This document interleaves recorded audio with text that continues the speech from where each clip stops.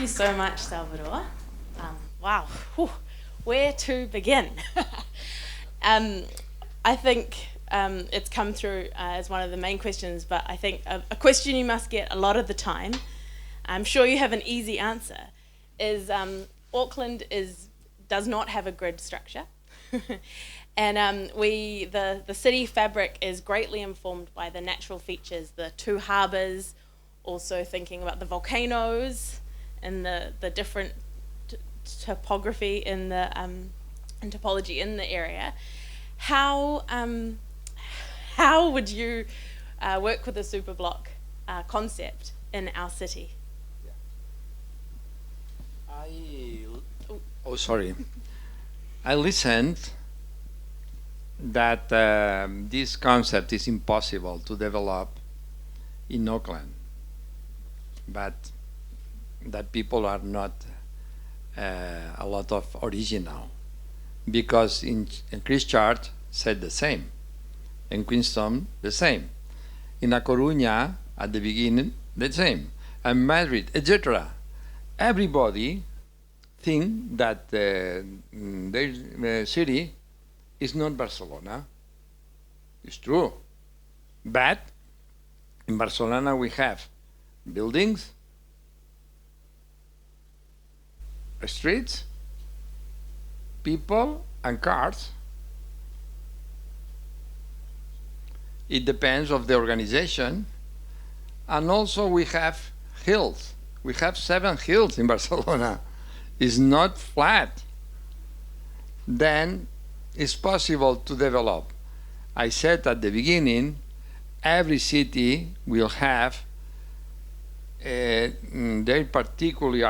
its particular network accommodated to their morphology and the characteristics of the main streets. But in every city it's possible to implement the superblocks. Don't worry.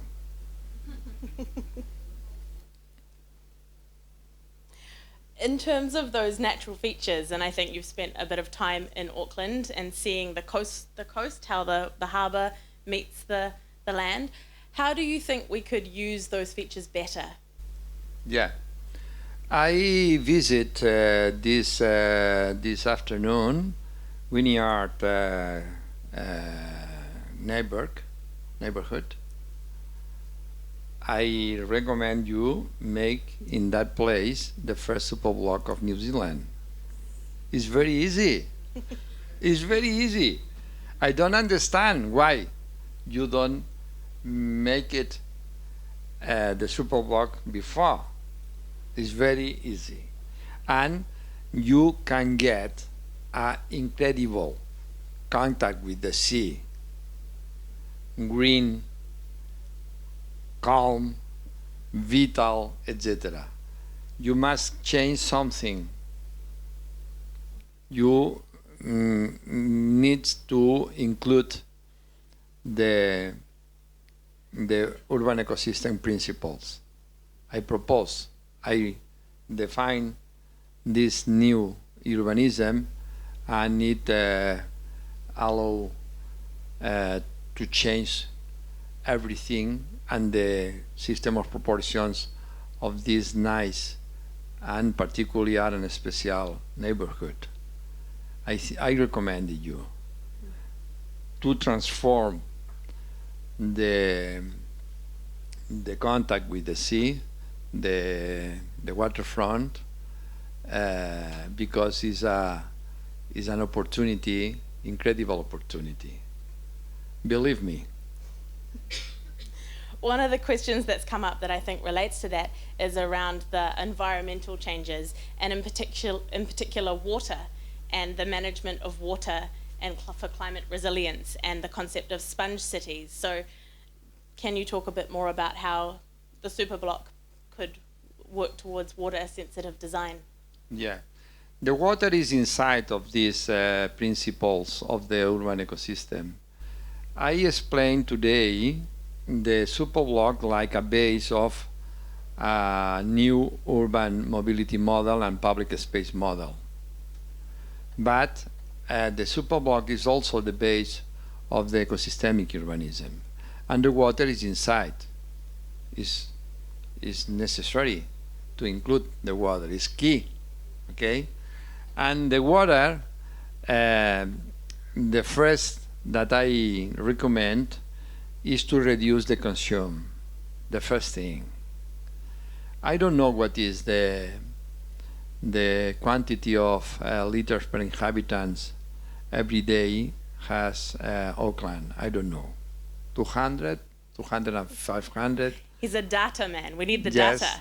that you have somebody here in the room know this.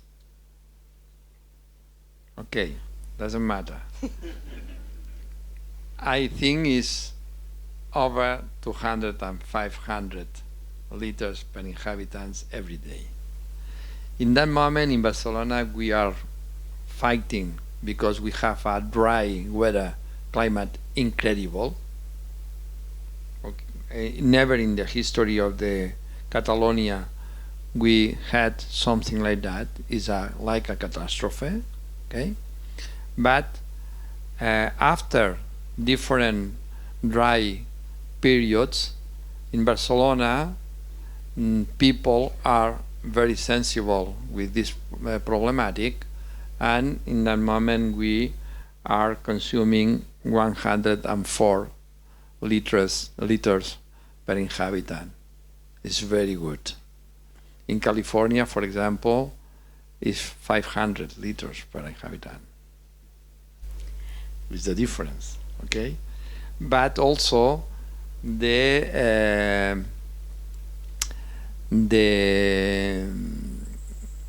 typologies of the dwellings are very important. The single levels housings, like in Auckland, perhaps I said 200 and 500. Perhaps is a little more, I think, because you have grass, you need to clean the cars, and this spend a lot of water, a lot of water. At the end, reduce the consume, and above all, I think every city needs to make renewable the water in the hydric cycle. It means the water must be cleaner after their uses, very cleaner, okay? And the reutilization is the key in a lot of examples. Why not in particular in Auckland? The water is very important. For example, we stayed several days ago, two weeks ago, in Queenstown. We detect how the lake is so important in Queenstown, and I think that the decision makers don't show awareness of this aspect so important for Queenstown and its future. We'll come back to the decision makers shortly. Okay. A question quite specific is, obviously with the Superblocks you're displacing some of the traffic onto the other streets. Are there any downsides for the other streets, and is there an increased volume of traffic and issues because of the, you understand, yeah? Okay, I have the answer. Because the urban mobility plan that I redact, with this 15% of carless in circulation, we get a similar traffic services. It means the speed in the Superblock model will be similar at the current situation, and the environment problems will be similar. At the end, with 15%, the streets in the perimeter of the Superblock will be, with the 15% of carless, an environment similar at the environment today. But the urban mobility plan, the objective is to reduce not 15%, if not 21%, but no, as this score is not for traffic reasons, it's for environmental reasons, because we need to reduce the air pollution below of 40 micrograms of cubic meter of oxygen road. The reason is environment. At the end, we get an environment in the perimeter of the Superblock better than today. And at the end, everybody improve their environmental conditions in the perimeter and inside of the Superblocks. Okay? Yes. Yeah.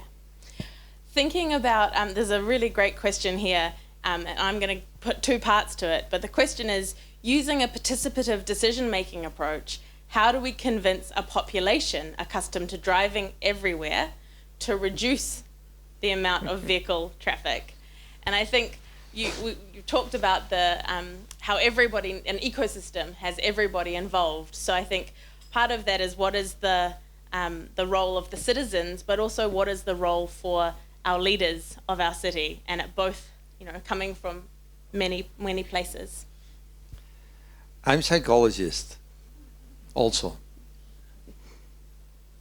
and this this question is the most difficult question that you can ask me. It's very difficult because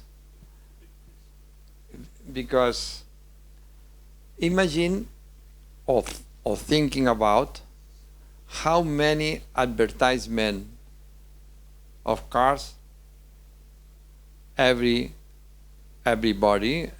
all of us, seeing to the long of their life, of their life, exactly.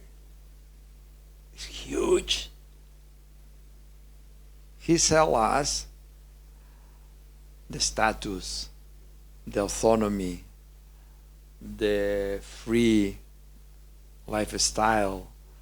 All of this is inside of our brain for decades.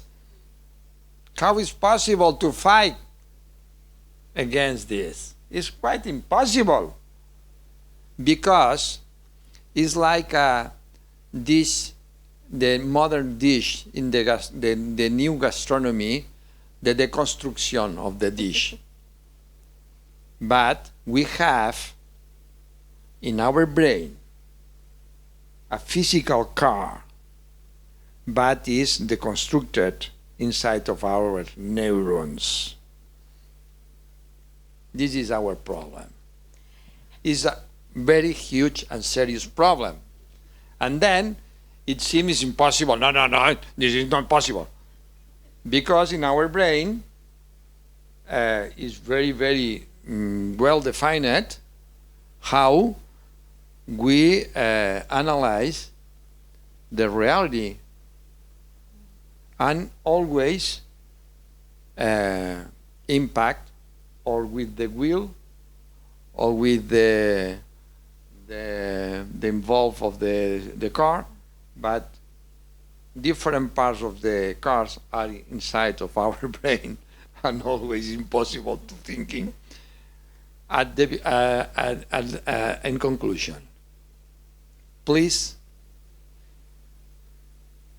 take out the car of the brain.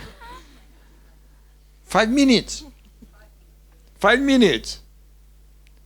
you are a different human beings. Have you seen any examples of how people are inspired to take the car out of their brain? Examples from where you have implemented or are trying to implement new Superblocks. How have you inspired or encouraged people? I don't know. In Auckland, you have a very good. I don't know if it in the suburbs is the same. In the center, we have a very good bicycle network. It's an alternative. I use it.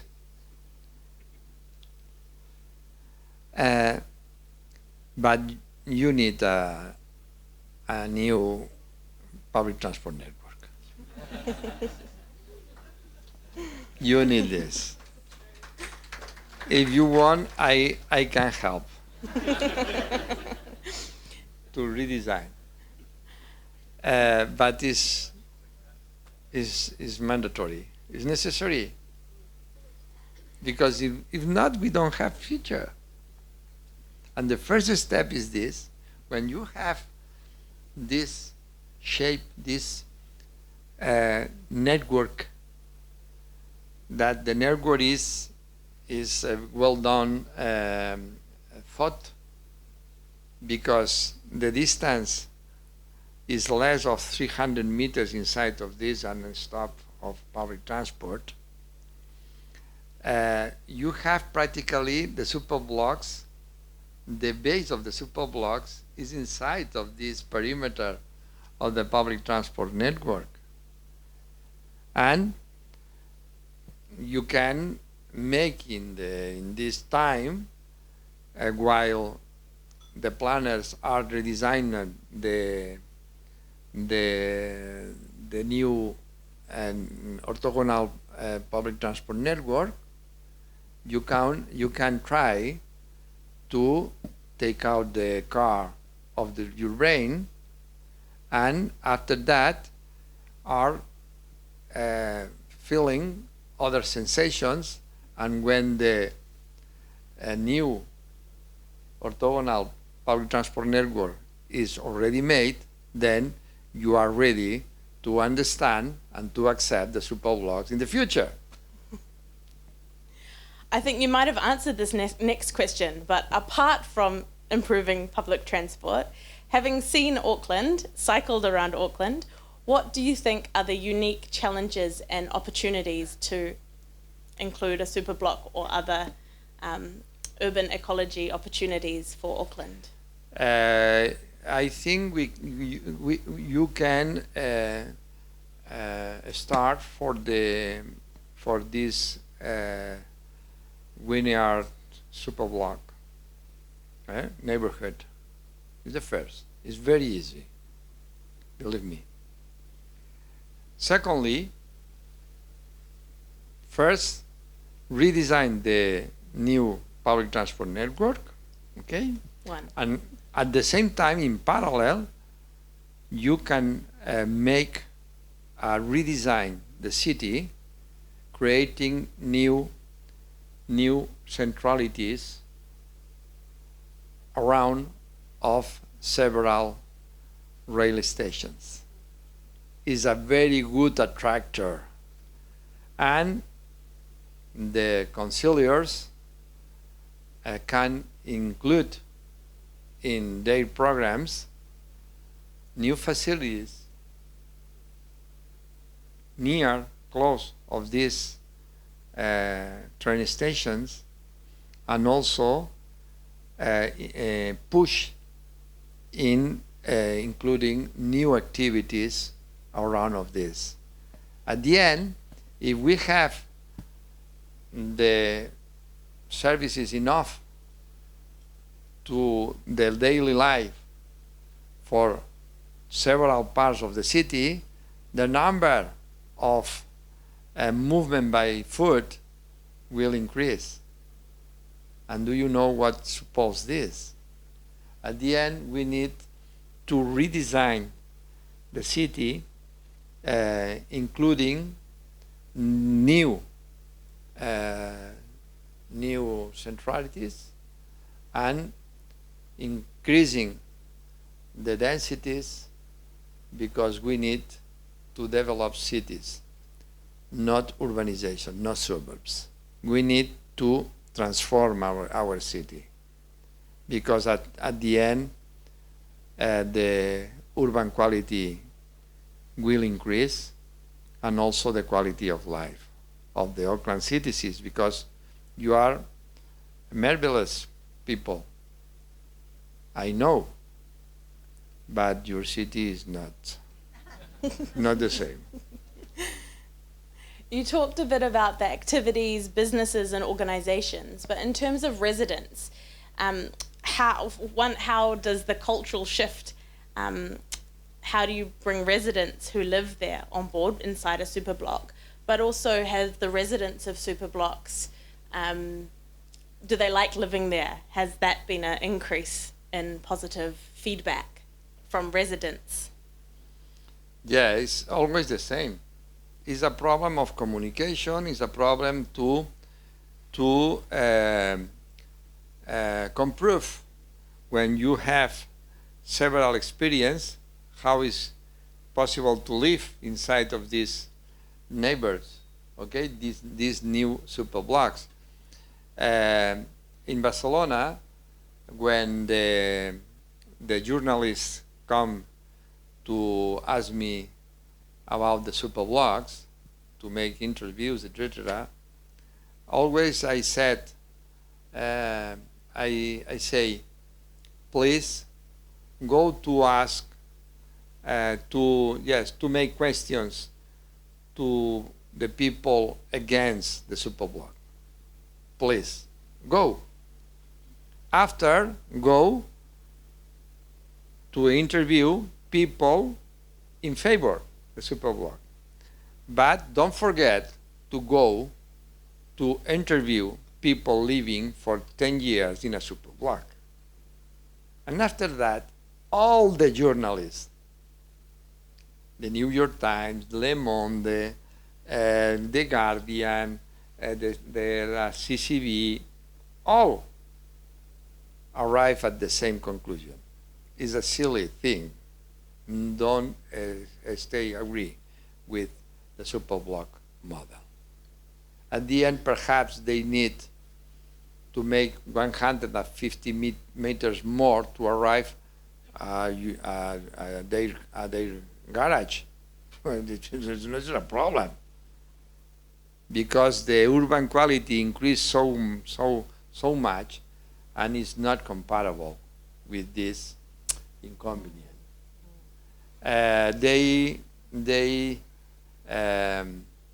find that the people against the superblock is only a question related with they don't want to change the habits, even the little habits. Okay, it's a culture. I have one last question. It's actually my own question. And you spoke a little bit yesterday and this morning around very limited time for what's coming for us. Not just climate change, biodiversity, etc. So when thinking about the future of our cities in Spain, but also in Aotearoa, what gives you the most hope?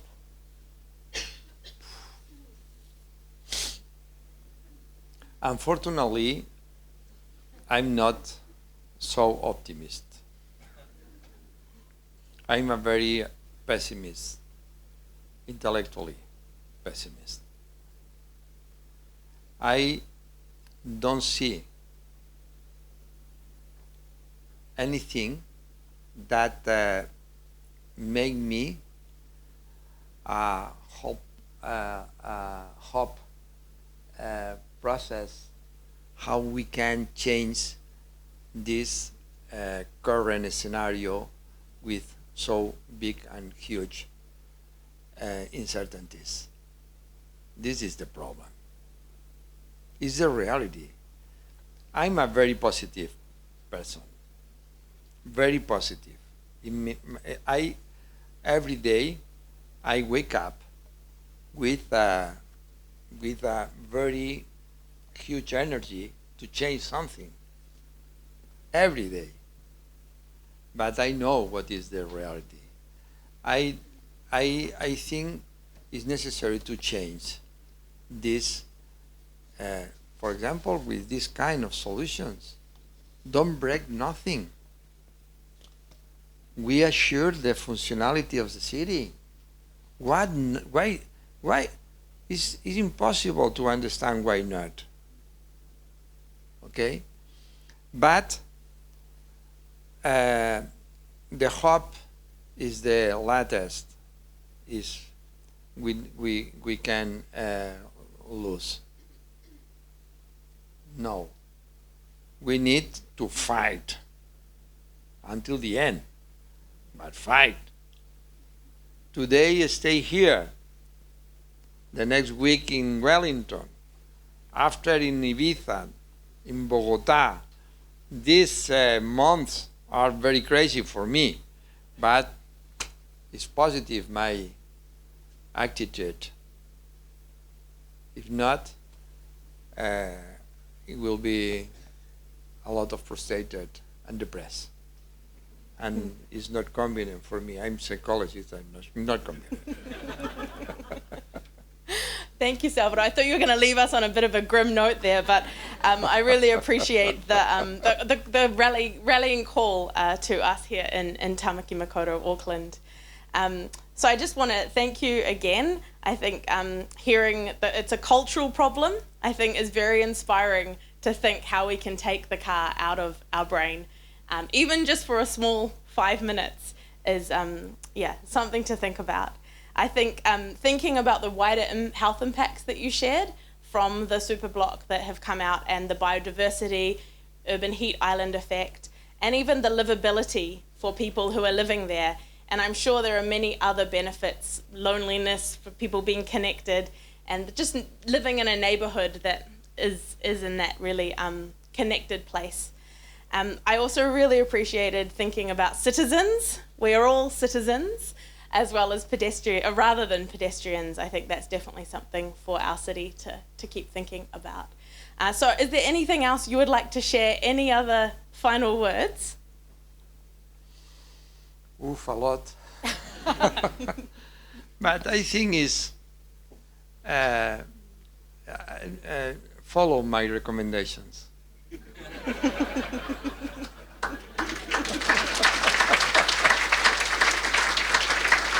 Yeah. I don't have any interest, economic and political interest. I don't have any. Only the reason, the science, the knowledge, the experimentation allow me to say that recommendation for you. Thank you. Thank you, Salvador.